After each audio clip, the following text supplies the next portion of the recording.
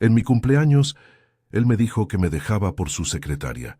Lo dijo con la misma tranquilidad con la que uno pide más vino, una frase puesta en la mesa como quien deja un plato. Hubo una pausa brevísima, un ruido de cubiertos, la vela inclinada que apenas empezó a humear, y la sala se redujo al blanco y negro de una noticia que no encajaba con la música de fondo. Ian sonrió como si compartiera un chiste privado. Margaret aplaudió distraída. La tarta, con su glaseado impecable, parecía demasiado inocente para la palabra que había caído sobre ella. Ese momento quedó pegado en mí como una etiqueta. No recuerdo si soplé las velas. Recuerdo en cambio el metal frío de la cuchara en la mano, el sabor del azúcar que ya no sabía a celebración, y un zumbido fino detrás de los oídos, como un contador que sigue sumando mientras alguien intenta esconder la fórmula. Durante años habíamos construido una vida que, para él, tenía celdas y fórmulas. Para mí, tenía mañanas interminables, juntas pospuestas y noches en las que cosía dobladillos porque la lavadora se había descompuesto y no llegaba el turno del técnico. No sabía entonces que todo aquello estaba siendo contabilizado en otro libro. No es que no haya sospechas pequeñas, como sombras que cruzan el pasillo, llamadas que terminan con «sí», «ahora no puedo hablar», sobres con nombres desconocidos, regalos que aparecen envueltos en silencio. Pero las sospechas son fragmentos blandos que se deshacen en la pulpa del día a día. Lo que me dejó sin aire fue la frase pronunciada en voz alta, en medio de amigos y familia. Fue como si alguien hubiera encendido una luz fría sobre una pila de papeles ocultos. Me levanté de la mesa con la caja de servilletas en la mano y fui hacia el armario del pasillo. Lo recuerdo como una decisión automática. Buscar un gesto, encontrar un objeto. Tal vez esperaba una disculpa o un gesto pueril para reparar la torpeza del hombre que había declarado su fuga, o que al abrir el armario me toparía con un sombrero de fiesta, un regalo olvidado, algo que explicara aquella frialdad. Lo que encontré fue una caja pequeña, metálica, sin nombre. Esa caja no era parte de la decoración, no estaba en la lista de cosas que compartíamos. Era privada, y por el modo en que el polvo se había acumulado en la tapa, llevaba tiempo sin ser abierta. La llevé al baño para tener privacidad. La puerta cerrada fue por un minuto la única línea entre lo público y lo que empezaba a ser mi patrimonio de pruebas. La caja tenía un peine de cerradura. Lo abrí con las uñas, con la paciencia de quien tiene que ser meticulosa por primera vez en mucho tiempo. Dentro había sobres, papel con membrete y una memoria USB envuelta en cinta adhesiva gris. Había un documento que parecía un acuerdo prenupcial y otro con un sello reciente que decía postnap en una esquina. El papel olía a oficina, tinta, café viejo, un rastro de manos que no sabían limpiar la culpa. Mi vista se clavó en la USB. La saqué y en la etiqueta, escrita con letra apurada, había una palabra que no esperaba ver. Libro Mayor Final. Era un nombre que prometía una contabilidad total, la versión cruda y tabulada de lo que yo había sido para él, un insumo, una variable más en su ecuación. No dije nada en voz alta.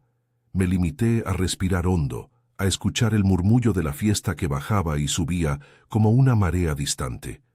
Guardé la caja bajo la ropa de otra estantería y volví a la sala como quien regresa de la estación después de un viaje breve. Quédense hasta el final si quieren saber qué había dentro de la caja. De vuelta entre los invitados fingí cortesía.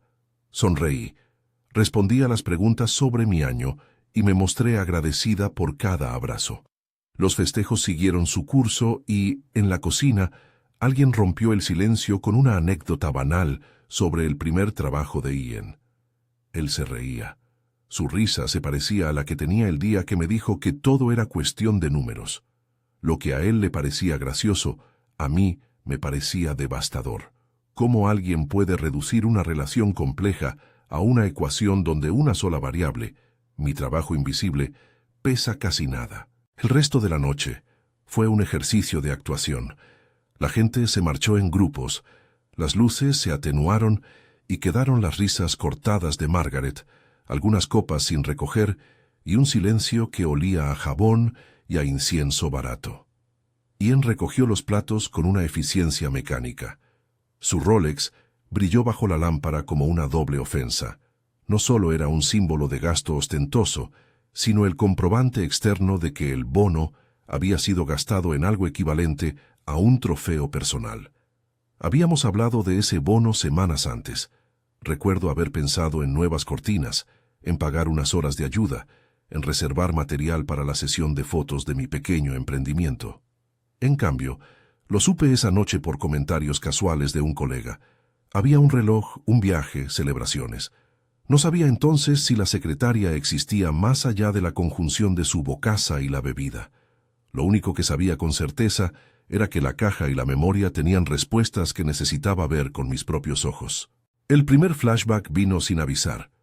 Las mañanas en las que cosía camisas para reuniones sin tiempo para mis propias propuestas.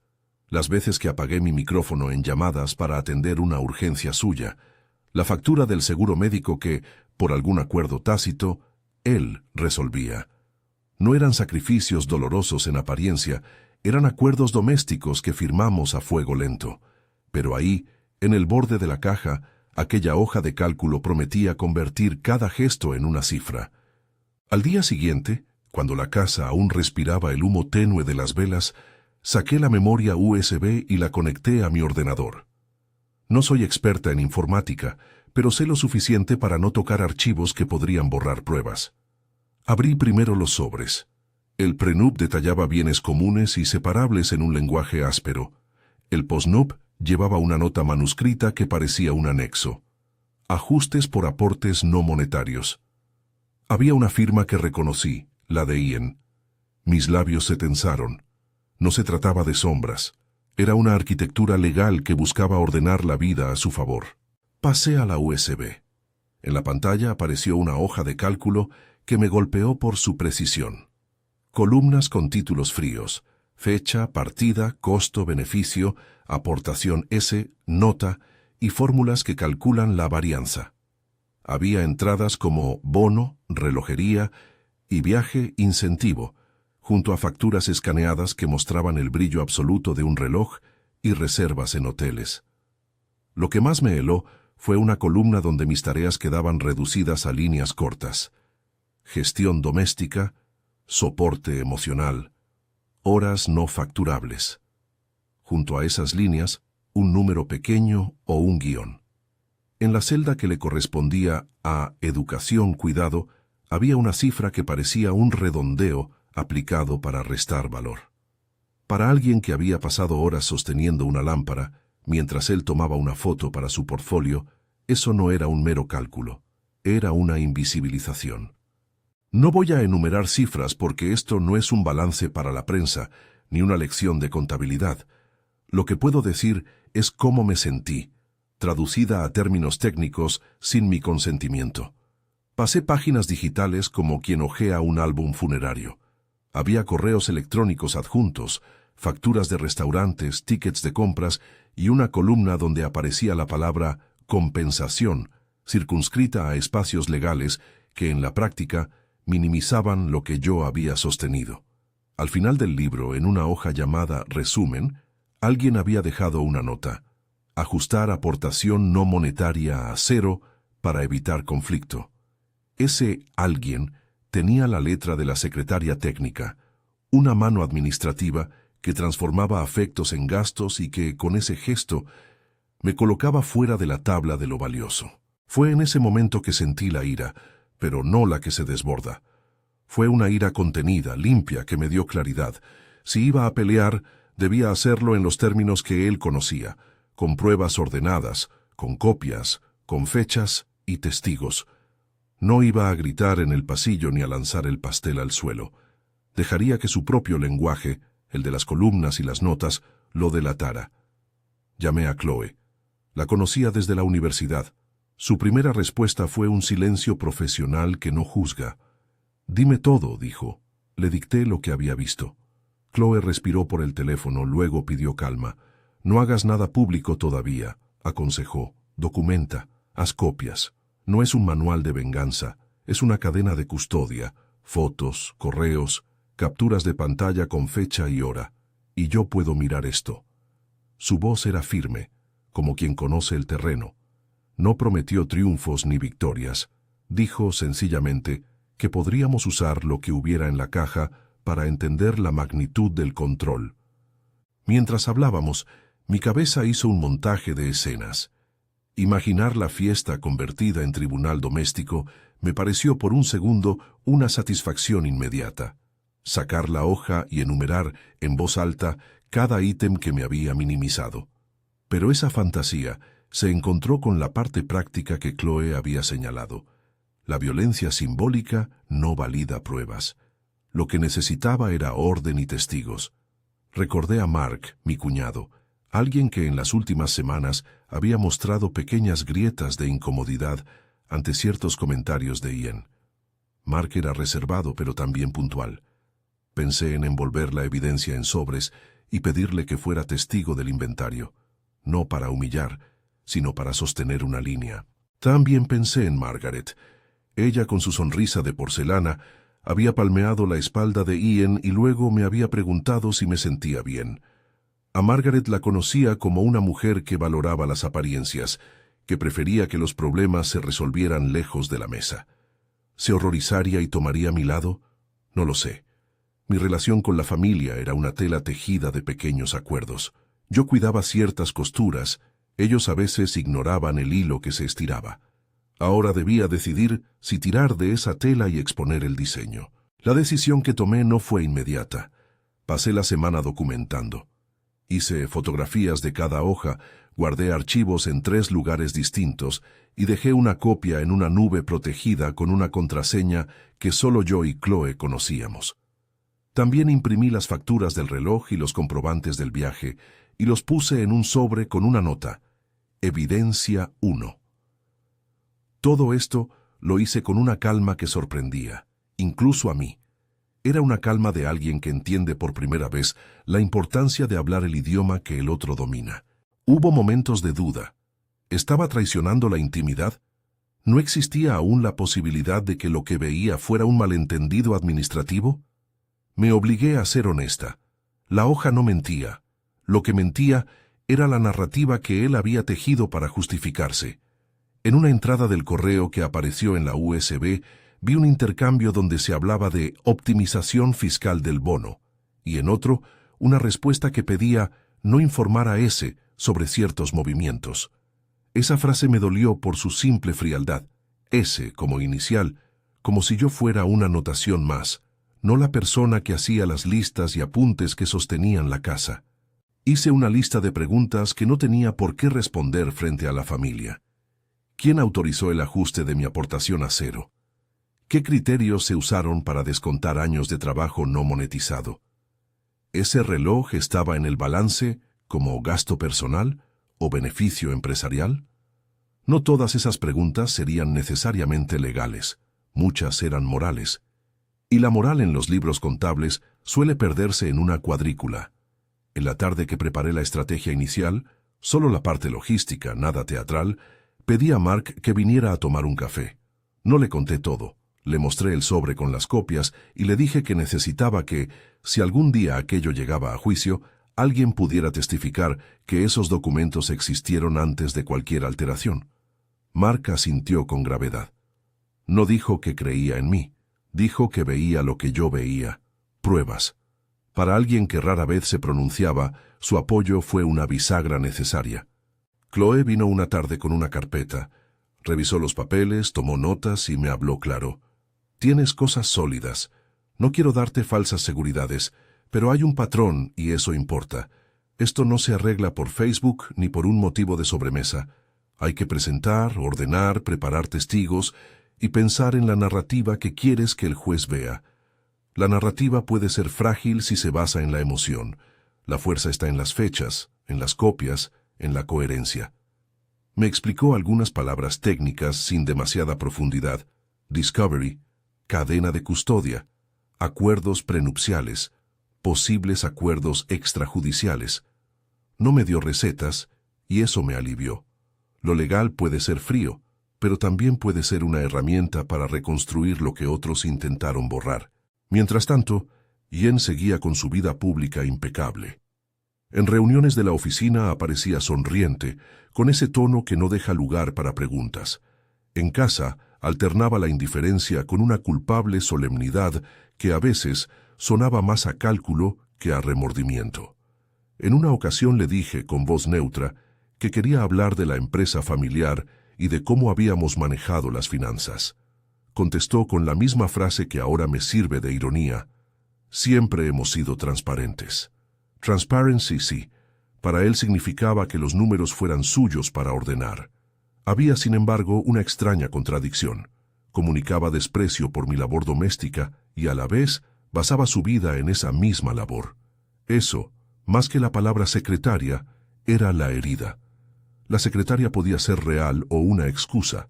Lo que no era excusa era la hoja que mostraba que mi trabajo emocional, logístico y doméstico tenía una celda en blanco. No todo fue frío cálculo. Hubo momentos que me recordaron por qué me mantuve tanto tiempo en una relación que ahora se reducía a cifras. Vi fotos viejas donde reíamos en un viaje que habíamos hecho antes de que las economías se apilaran. Encontré notas sueltas en las que me afirmaba que mi proyecto era importante. Descubrí un boleto de teatro que compró porque pensó en mí. Esas pequeñas pruebas de cariño no borraban la toxicidad del cuadro mayor, pero me ofrecieron una certeza. No todo lo compartido era falso. Lo que estaba en la mesa era una mezcla de real y contabilidad agresiva. Esa mezcla me obligó a elegir una vía que no fuera venganza. Decidí que la línea que debía seguir no era la del desprestigio público ni el espectáculo personal. Mi plan, en esa fase inicial, era usar su propio lenguaje contra él, presentar el libro mayor ante quien tuviera que verlo, con testigos y procedimiento, y fuera necesario, con Chloe como mi abogada. No quería destruirlo, quería hacer que la verdad sobre nuestro acuerdo de vida fuera visible. La verdad, en esos términos, no es un martillo, es un registro.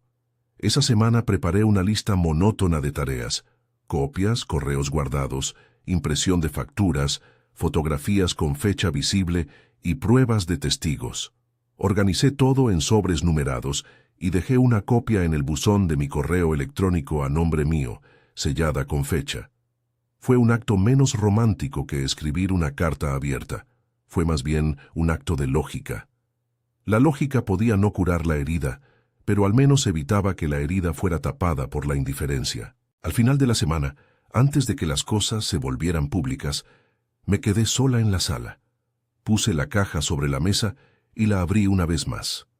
La luz de la lámpara delineaba la cinta y el aluminio del USB, la hoja de cálculo, la nota en la que alguien había propuesto valorar a S en términos de costo cero. Todo eso estaba ahí, y sin embargo, el siguiente movimiento aún no se había hecho.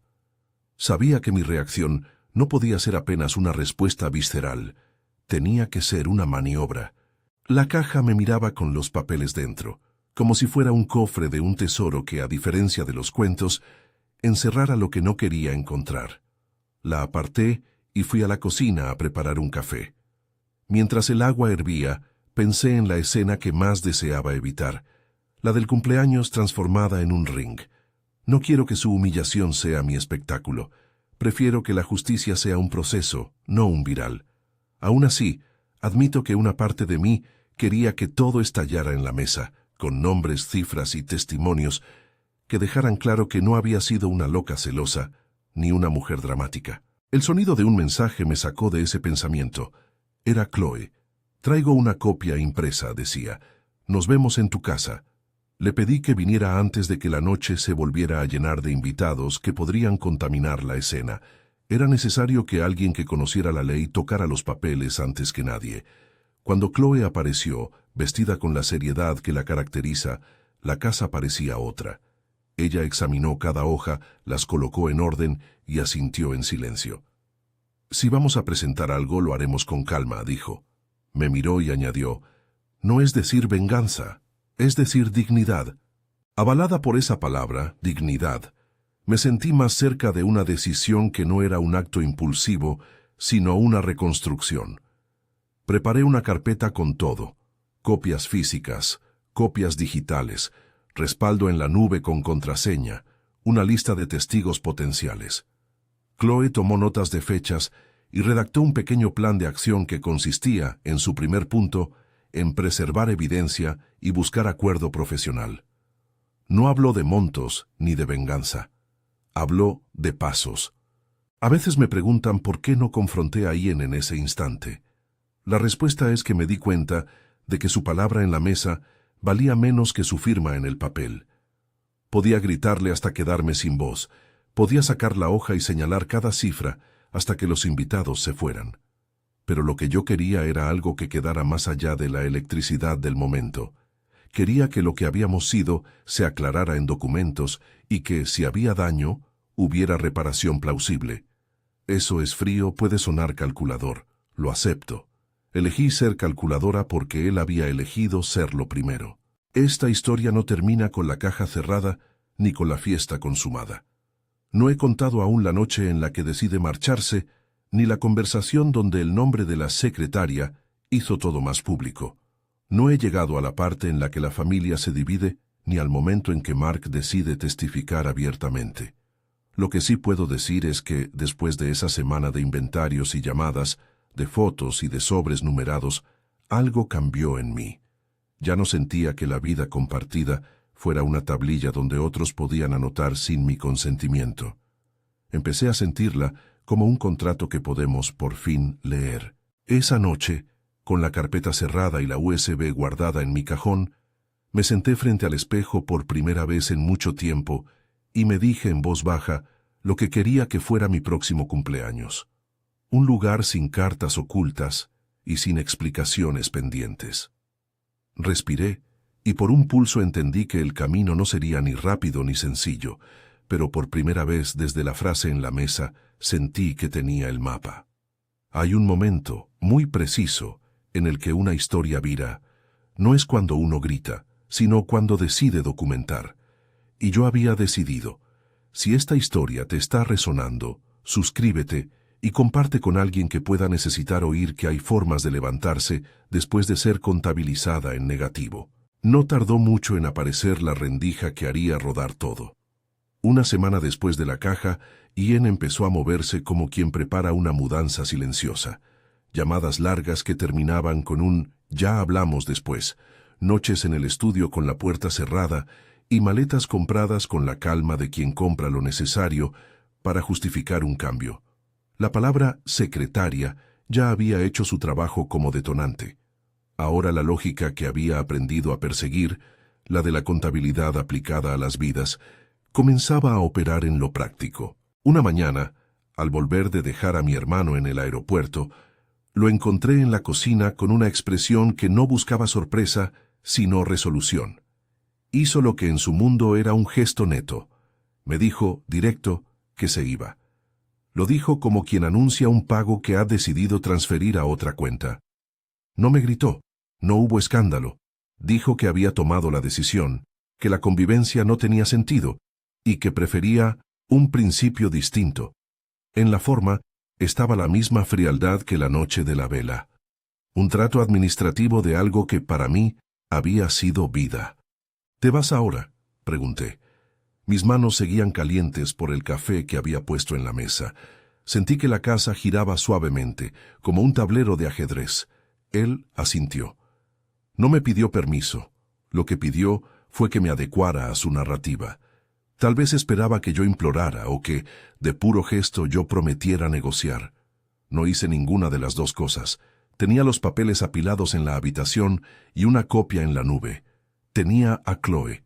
Tenía la certeza de que su marcha no borraría lo que había quedado escrito. Empaquetó algunas cosas esa misma tarde. No quiso discutir en público. Salió con su maleta y un abrazo mecánico que sabía a formalidad. Fue un adiós con factura. Margaret me miró como quien observa un leve accidente. Conmocionada, pero más preocupada por la apariencia que por la causa. Las cosas terminan, dijo con una sonrisa que no alcanzó los ojos. Cuando la puerta se cerró, me quedé un rato en la cocina mirando el hueco que dejó, sintiendo que la casa había perdido algo que ni siquiera sabía que tenía nombre. Esa semana fue de, podría decirse, organizar el duelo y ordenar la batalla. Chloe fue entrando en escena con la calma de quien monta un tablero. Redactó un borrador de demanda. Me explicó qué documentos servirían más y cuáles podrían requerir formalidad extra, y me insistió en mantener la compostura pública. Lo emocional ya lo tienes. Lo que necesitamos es coherencia documental, dijo. Reí sin ganas. La coherencia era ese idioma extraño que volvía visible lo que otros querían ocultar.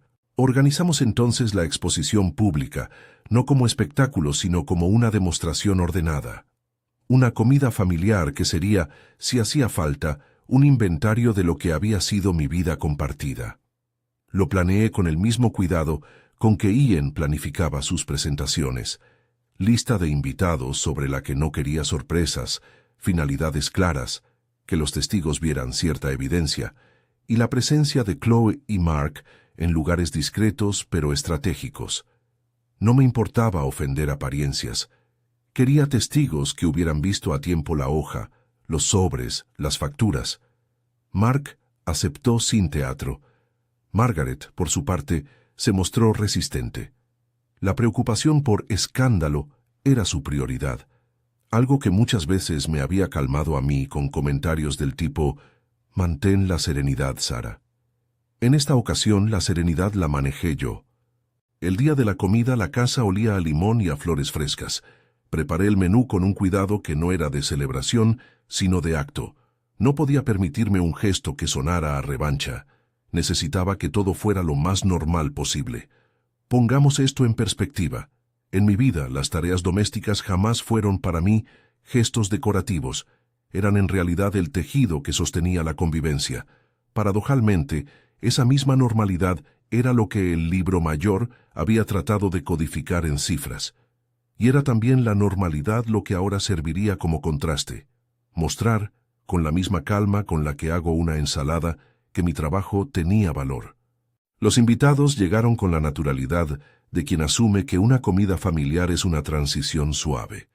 Había primos, amigos de infancia, la pareja de mi hermana y algunos colegas que no sabían nada. Mark y Chloe llegaron temprano, ella con una carpeta bajo el brazo, él con una expresión que mezclaba inquietud y determinación. No hablé de la carpeta ni de la estrategia con todos. Hablé del menú, de anécdotas triviales y de cosas que no destaparan el plan. En las conversaciones cortas advertí miradas inquisitivas. ¿Está bien? ¿Se acabó? ¿Qué pasó? Preguntas al borde de la sobremesa que la gente hace para no tocar abismos. Ian no apareció. Eso fue un problema menor para mi plan. Su ausencia permitía que lo fáctico quedara frente a quienes siempre minimizaban mis quejas. Decidí entonces leer algunas entradas seleccionadas del libro mayor en voz alta, no como acusación, sino como presentación de datos. Abro la carpeta frente a la mesa, como quien abre un libro de recetas. Sostengo la factura del reloj y la muestro sin drama. Este es el gasto registrado como bono personal, dije, y dejé que la palabra flotara.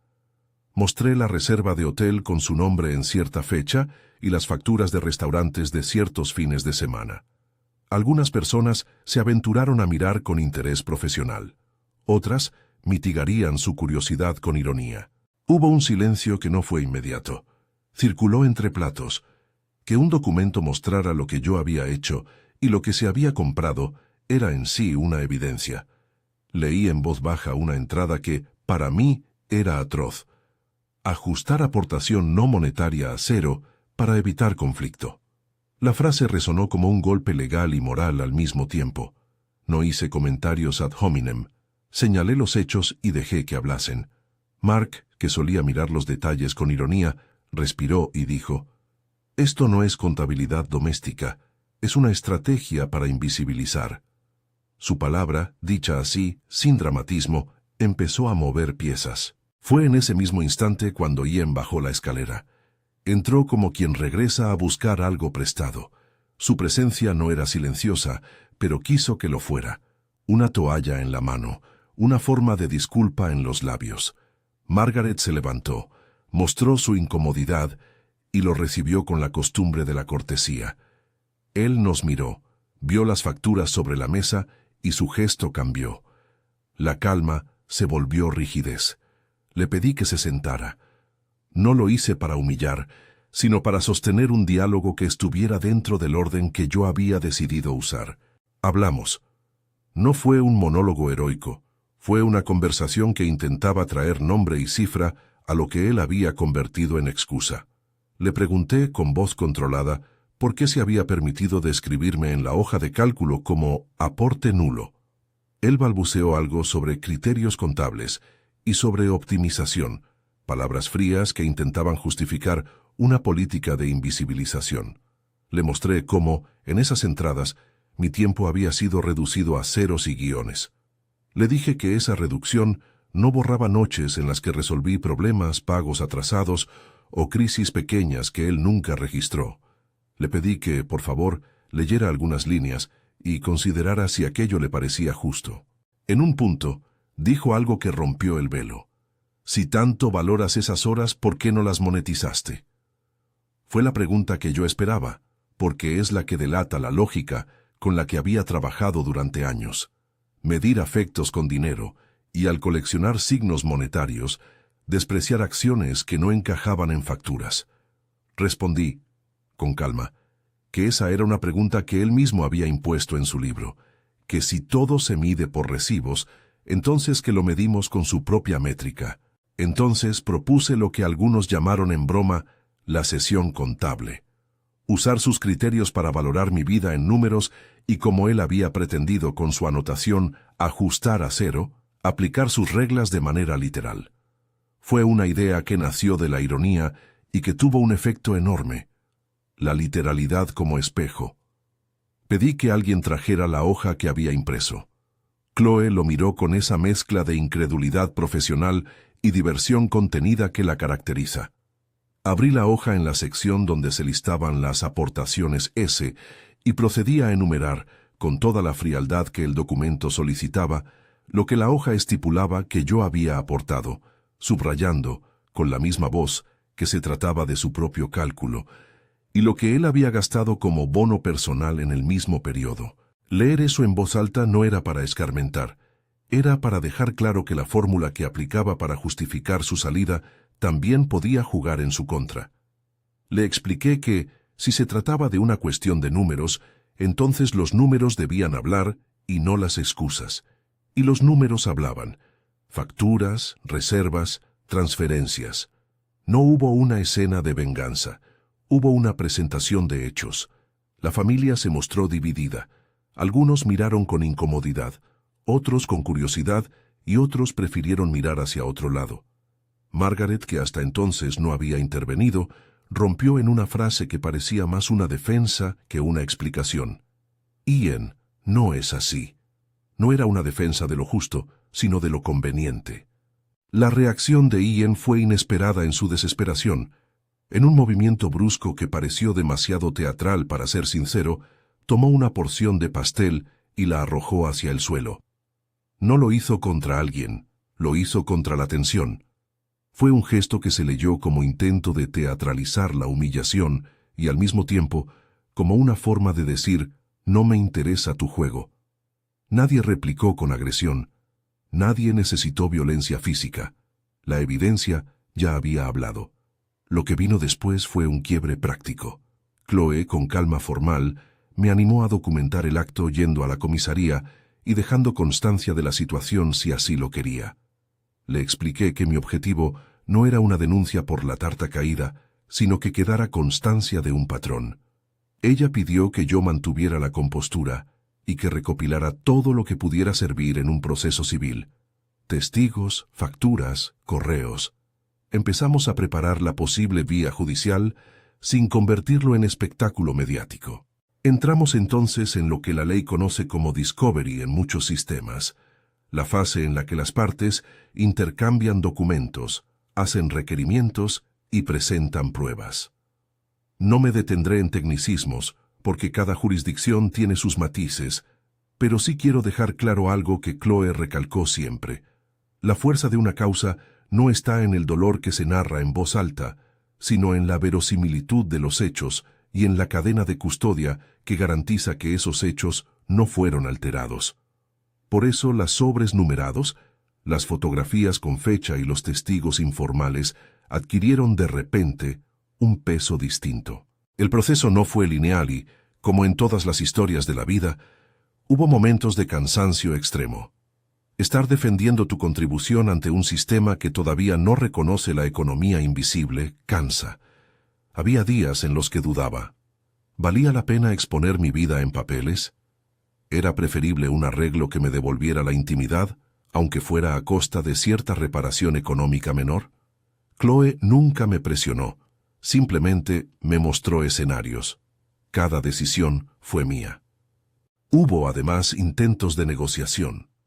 Ian propuso en algún momento un acuerdo extrajudicial que en la retórica prometía evitar tensiones familiares y cerrar con dignidad. Pero su letra era ambigua.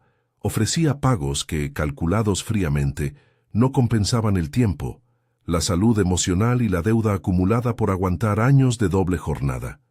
Le dije que no buscaba destruir su vida, sino que buscaba reparar la injusticia de un sistema que había intentado colocar mi aportación en la columna de lo inexistente. Chloe tradujo eso a términos jurídicos y pidió cifras coherentes con la prueba y con el daño moral y material. Al final, tras varias rondas de propuestas, hubo una oferta que se tradujo en un acuerdo. Pago de deudas pendientes, una suma para compensar esfuerzos no reconocidos y la formalización de la separación. No doy cifras porque cada caso es distinto y porque no quiero que esto suene como una promesa de receta. Dije sí porque en ese momento particular fue una salida que me permitía rehacer. Es importante subrayar que aceptar un acuerdo no fue ceder ante la humillación. Fue tener la capacidad de medir riesgo y cansancio, de elegir la reparación frente a la exhibición. Chloe me ayudó a poner límites y a decidir si llevar algo a juicio valía la pena. Al final, optamos por un acuerdo que reconocía mi aportación y que, sobre todo, cerraba ciertos capítulos administrativos que me dejaban vulnerables y quedaban abiertos. La resolución legal fue menos cinematográfica que el conflicto y más administrativa. Firmas, papeles, sellos. No hubo una caída dramática que arruinara a nadie. Hubo un reconocimiento práctico de que mi vida tenía valor y que una parte de lo acumulado debía compensar el desequilibrio. Para mí, ese reconocimiento fue en parte reparación y en parte el inicio de la libertad. Con el acuerdo firmado y con la carpeta que había sido mi aliada cerrada en un cajón con llave, vino el traslado. La casa que habíamos compartido y que había sido escenario de tantas decisiones empezó a transformarse. Hice la mudanza con una mezcla de alivio y de nostalgia que pocas veces admito. Dejé en el armario la caja metálica que había provocado todo. No podía arrojarla. Era, irónicamente, el remanente más honesto de aquella etapa. La pasé a mi nuevo apartamento, la guardé en una repisa y por un tiempo la abracé como un monumento de aprendizaje. Más tarde, cuando la necesidad emocional se transformó en serenidad práctica, la coloqué en una caja de recuerdos que ya no abría de forma obsesiva, sino en aniversarios que celebraban distancia y lecciones. Empecé a reconstruir mi vida con pasos pequeños pero concretos. Tenía una idea guardada hacía años, un pequeño estudio de diseño donde pudiera desarrollar mis colecciones. Empecé con un taller en el balcón de mi departamento, una mesa repleta de telas y una máquina que me acompañó como viejo testigo. Las primeras semanas fueron duras. Tuve que aprender a facturar, a valorar mi tiempo y a delegar tareas domésticas sin sentir que traicionaba ese pasado donde todo giraba a mi alrededor. Fue un aprendizaje lento. Supe poner un precio a mis horas y con ese precio vino la decisión de no regalar mi tiempo, ni por afecto, ni por culpa. Mi negocio no explotó de la noche a la mañana. Tuvo clientes que llegaron por recomendaciones, por la calidad y por la honestidad con la que contaba mis procesos.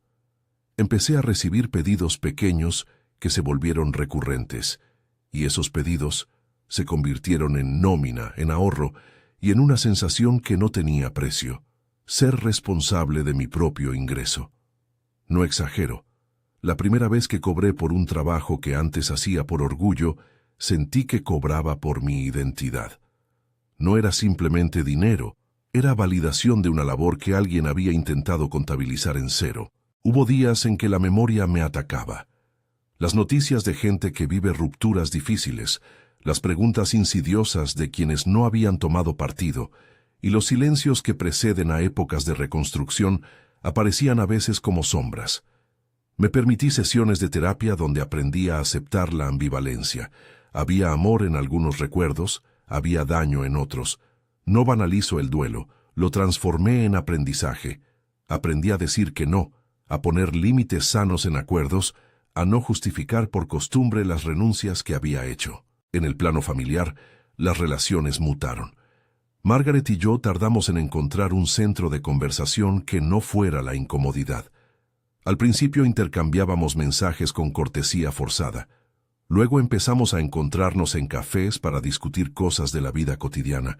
Ella nunca dijo que había tomado partido explícitamente. No hizo públicas excusas, pero hubo una llamada, meses después, en la que me dijo que veía las cosas de otra manera.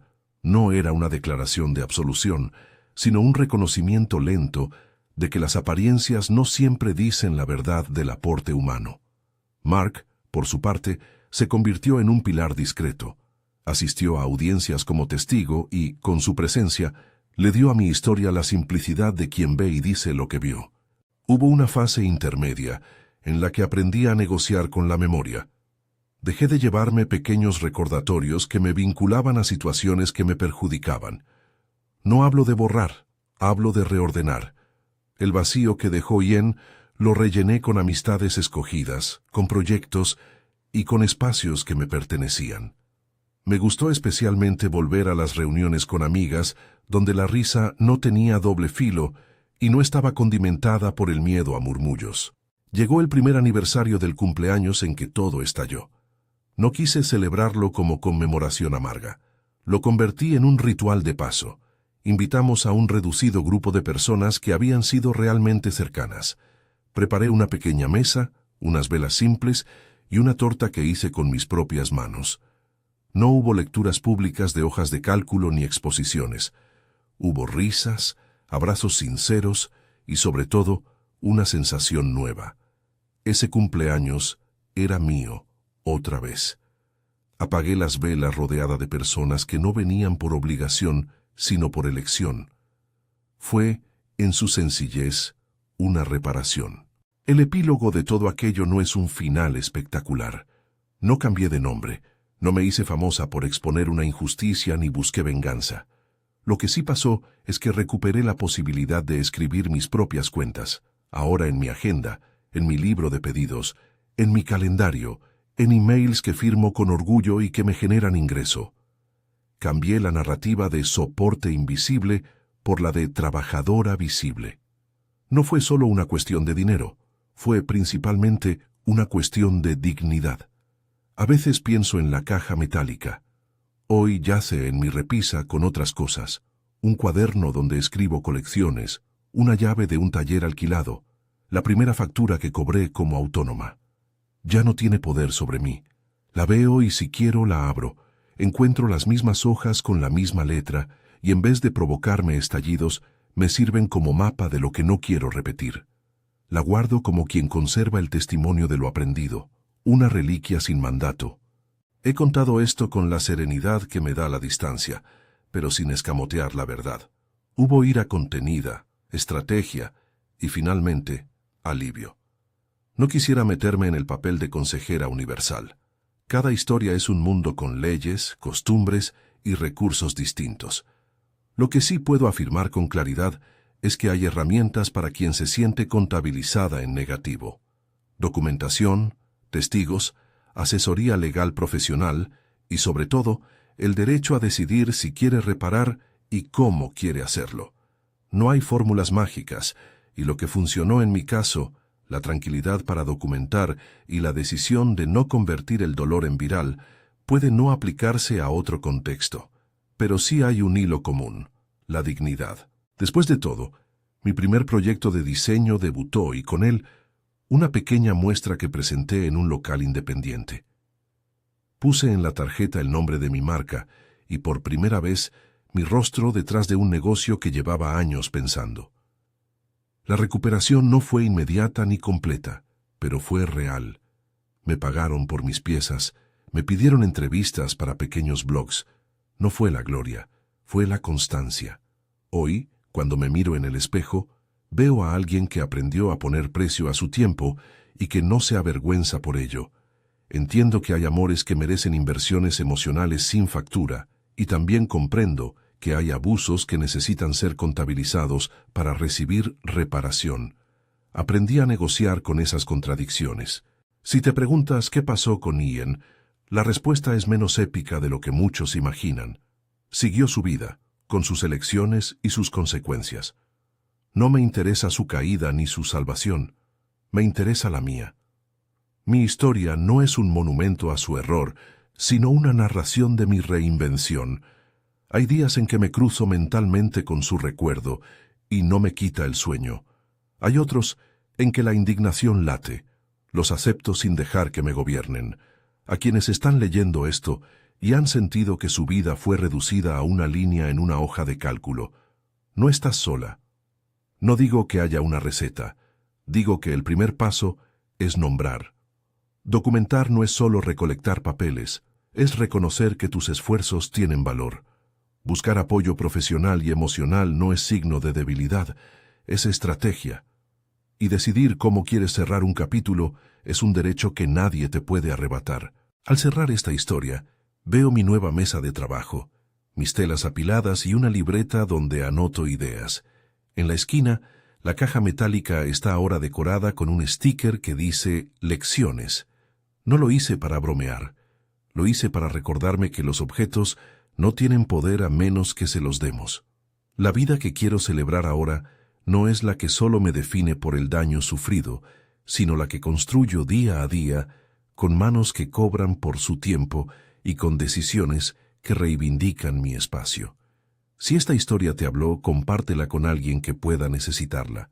Suscríbete si quieres escuchar más testimonios sobre cómo recomponer la vida después de ser contabilizada en negativo. Gracias por quedarte hasta el final. Tu compañía cuenta.